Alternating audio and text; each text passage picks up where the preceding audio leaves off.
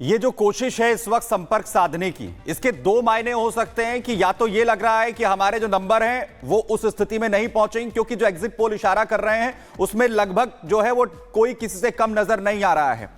महायुति को यहां जरूर कुछ बेनिफिट मिलता हुआ दिख रहा है, जो तमाम एग्जिट पोल इशारा कर रहे हैं उनके नंबर्स थोड़े हाई दिख रहे हैं। लेकिन जो महाअघाड़ी की तरफ से अब कोशिश हो रही है निर्दलियों को साधने की, क्या इसमें यह लग रहा है कि नंबर्स पीछे रहेंगे? जो कोशिश थी कि सरकार बना ले जाएंगे उसमें कमी यहां पर रह जाएगी?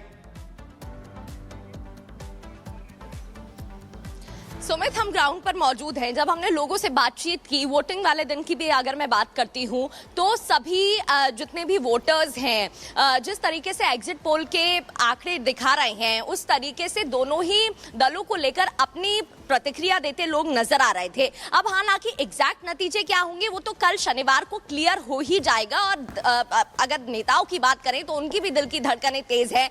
दूसरी ओर एग्जिट पोल में जिस तरीके से आंकड़े सामने आ रहे हैं, महायुति का पलड़ा भारी नजर आया। ऐसे में महायुति कॉन्फिडेंट है और इसको लेकर देवेंद्र फडणवीस का बयान भी सामने आया था कि जिस तरीके से वोटर्स की वोटिंग देखने को मिली है और वोटर्स की संख्या ज्यादा नजर आ रही है, ये हमारे लिए बेनिफिशियल है, वो वहां पर कॉन्फिडेंट नजर आए। दूसरी ओर इस पर जो तमाम प्रतिक्रिया महाविकास अघाड़ी की तरफ से आई थी वो ये था कि नहीं, वो ओवर कॉन्फिडेंस में, ऐसा कुछ नहीं है देखने को मिलेगा। लेकिन फिर ये बैठक क्यों हो रही है? ये बैठक आपकी ओर से की जा रही है? बिल्कुल बैठकें हो रही है और ये जो मंथन हो रहा है, ये जो चिंतन हो रहा है प्रगति, ये सब कुछ नंबर गेम के लिए है, क्योंकि नंबर गेम की ही तो बात है। और इस गेम में जो जीतेगा वो सरकार बनाने में कामयाब हो जाएगा, लेकिन जो हार जाएगा वो फेल हो जाएगा। और देखिए, कल का ही दिन है जब रिजल्ट आएंगे और पता चलेगा कि किसकी जीत होगी और किसकी हार होगी। चाहे झारखंड की बात कर लीजिए, चाहे महाराष्ट्र की बात कर लीजिए, या फिर यूपी में जो उपचुनाव हुए उन उपचुनावों की बात कर लीजिए। यही एक बड़ी वजह है कि घमासान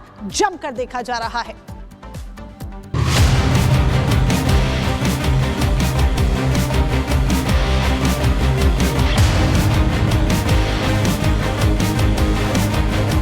स्पष्ट पिक्चर है कि महाराष्ट्र में महाविकास आघाड़ी की सरकार बन रही है।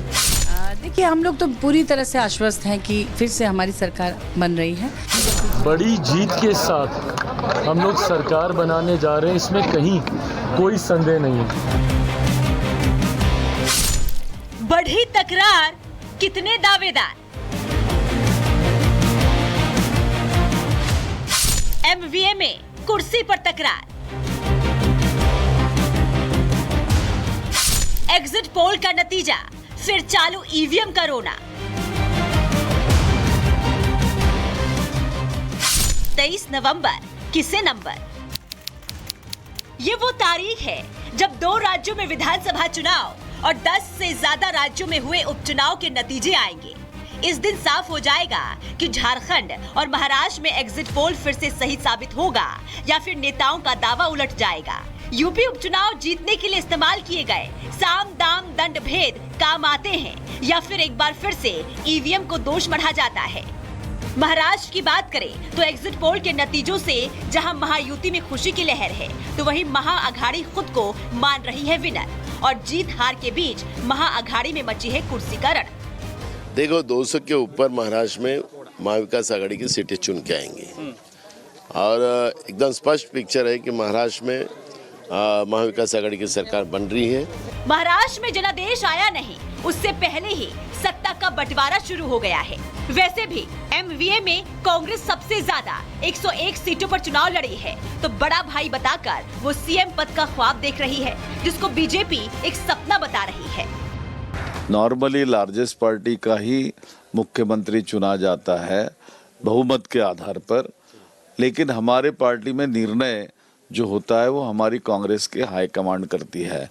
लेकिन हमारा कयास ये है कि अगर हमारी पार्टी बड़ी है तो निश्चित रूप से कांग्रेस पार्टी का मुख्यमंत्री यहाँ बनना चाहिए। एक हिंदी में कहावत है, मुंगेरी लाल के हसीन सपने।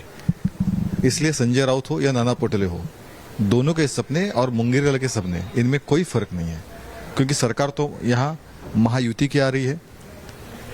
जिस प्रकार से भारतीय जनता पार्टी, शिवसेना, राष्ट्रवादी ने काम किया है, लोगों का रिस्पांस मिला है और जो फीडबैक आ रहा है वो यही बताता है फिर एक बार महायुति की सरकार बन रही है। एग्जिट पोल से इतर भले ही एमवीए अपनी जीत का दावा करे, लेकिन सच्चाई उसे भी पता है शायद इसलिए नतीजों से पहले ही उसने निर्दलियों से संपर्क साधना शुरू कर दिया है।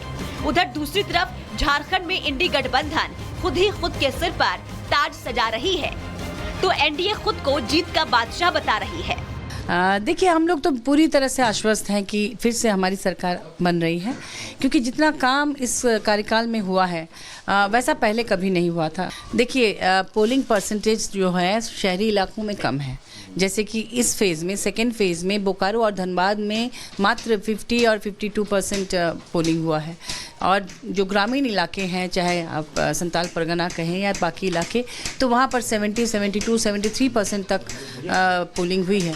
तो ये है कि अगर ऐसा हो रहा है तो आप समझ सकते हैं कि ये पूरी तरह से हमारे सरकार के काम के कारण हुआ है। और जिन मुद्दों को लेकर भाजपा सोच रही थी कि पोलराइजेशन हो जाएगा, नफरत पैदा करने से लोग बट जाएंगे, कटोगे बटोगे टाइप का नारा, वो सब मतलब कोई उसका फ़ायदा उनको नहीं हुआ, बल्कि उनको ज़्यादा नुकसान हुआ है। बड़ी जीत के साथ हम लोग सरकार बनाने जा रहे हैं, इसमें कहीं कोई संदेह नहीं है। झारखंड में भी हम प्रचार के लिए गए थे, महाराष्ट्र में भी हम प्रचार के लिए गए थे, और दोनों जगह जाकर जो जानकारी जनता के साथ इंटरेक्ट कर हासिल हुई है, उसी के आधार पर इस बात को इतनी प्रमुखता से मैं कह सकता हूँ कि 23 तारीख को जब परिणाम आएंगे, झारखंड में लोग बदलाव का मन बना चुके हैं। एक मजबूत प्रधानमंत्री जी के सोच वाली सरकार वहाँ पे बनने जा रही है। तो वहीं महाराष्ट्र में एक बार फिर से एनडीए सरकार पर लोग पुनः अपना विश्वास जताने की सोच के साथ उन्होंने 20 तारीख को मतदान किया है। 23 तारीख को दोनों जगह हम लोग की सरकार बनेगी। यूपी लोकसभा चुनाव के बाद खाली हुई विधानसभा की 9 सीटों पर उपचुनाव हुआ, जिसमें एग्जिट पोल के आंकड़े चीख कर 9 में से 7 सीट पर एनडीए तो वहीं सिर्फ 2 सीट पर इंडी की जीत बता रहे हैं। जिसके बाद जहां एक तरफ एनडीए में खुशी की लहर दौड़ पड़ी है, तो वहीं इंडी एक बार फिर से ईवीएम को जिम्मेदार ठहरा रही है।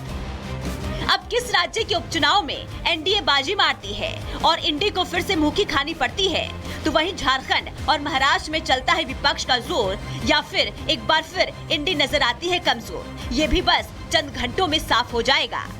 Bureau report, Republic Bharat. तो देखिए, नतीजों से पहले यहाँ पर घमासान मचा हुआ है। देखना होगा कि कल नंबर्स किसको मिलते हैं और किसे सत्ता की ताज पर जनता बैठाते हैं। इस बीच बड़ी खबर सामने आ रही है। वो बड़ी खबर ये कि जेपी नड्डा ने मल्लिकार्जुन खड़गे को चिट्ठी लिखी है।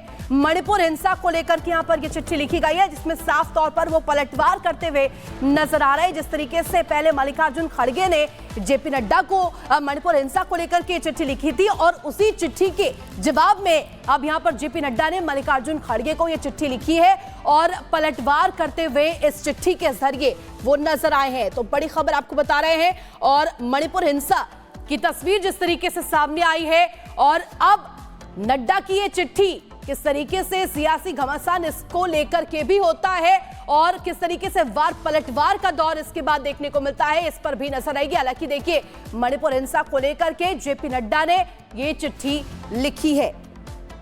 तो जेपी नड्डा ने मल्लिकार्जुन खड़गे को चिट्ठी लिखी है। मणिपुर पर खड़गे की चिट्ठी पर पलटवार किया है। मणिपुर के हालात को सनसनीखेज बनाने की कोशिश की जा रही है। कांग्रेस देश विरोधी ताकतों का समर्थन करती है।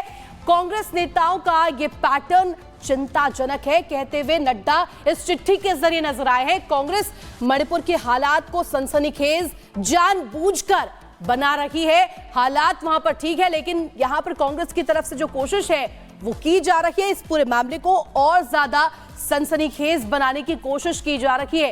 हालांकि देखिए, जिस तरीके से पहले मल्लिकार्जुन खड़गे ने चिट्ठी लिखी थी, उसी चिट्ठी के जवाब में, उसी के पलटवार में यहां पर जेपी नड्डा ने यह चिट्ठी मल्लिकार्जुन खड़गे को लिखी है। चलिए बात करते हैं उत्तर प्रदेश में हुए उपचुनाव की वोटिंग के दिन की, जहां पर अलग अलग पोलिंग बूथ्स पर हिंसा की कुछ तस्वीरें सामने आई थी। सवाल उठे थे, और यहां तक कि अखिलेश यादव समाजवादी पार्टी के मुखिया, जिन्होंने एक वीडियो तक पोस्ट कर दिया था और यह आरोप लगाया गया था कि जो वोटर्स पहुंच रहे हैं समाजवादी पार्टी के, उन्हें पुलिस धमका रही है। उस वीडियो में आखिर पुलिस वाले कैसे जो पिस्टल है वो निकालते हुए नजर आए थे, लेकिन ये एक पहलू था। उसके बाद बीजेपी की तरफ से भी एक तस्वीर जारी की गई, पूरा वीडियो जो है वो जारी किया गया और अब बीजेपी अब इसमें हमलावर नजर आ रही है। जरा देखिए।